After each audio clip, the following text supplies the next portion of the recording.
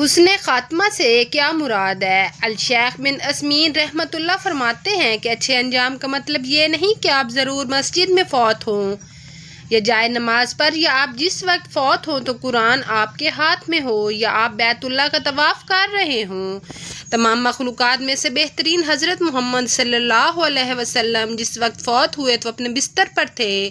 آپ صلی اللہ علیہ وسلم کے دوست ابو بکر صدیق رضی اللہ عنہ جو صحابہ میں بہترین تھے، وہ اپنے بستر پر فوت ہوئے۔ خالد بن ولید رضی اللہ عنہ جن کا لقب سیف اللہ تھا، وہ اپنے بستر پر فوت ہوئے۔ لیکن حسن خاتمہ یہ ہے کہ آپ اس حال میں فوت ہوں کہ شرک سے پاک ہوں۔ حسن خاتمہ یہ ہے کہ آپ اس حال میں فوت ہوں کہ نفاق سے پاک ہوں۔ حسن خاتمہ یہ ہے کہ آپ اس حال میں فوت ہوں کہ آپ بدعتوں سے پاک ہوں۔